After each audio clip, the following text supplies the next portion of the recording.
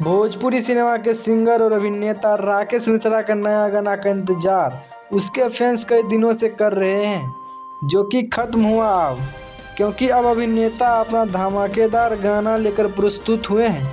उनके गाने ने रिलीज होते ही धमाल मचा दिया है, जो कि 24 घंटे के भीतर मिलियन कल में शामिल हो गया है। बीते दिन ही राकेश मिश्रा का नया रोमांटिक सॉन्ग वलफ रिलीज हुआ है, जो उनके चाहने वाले के खूब बीच सुना जा देखा जा रहा है। चूंकि थे ये रोमांटिक है, इसलिए लोग इस बार देख रहे हैं और रिलीज के कुछ घंटे में ही तेजी से वायरल हो गया है। 18वें नंबर को सारेगामा भोजपुरी के आधिकारिक यूट्यूब चैनल से रिलीज हुआ है। इस गाने को 11 लाख से ज़्यादा यूजर्स देखे चुके हैं।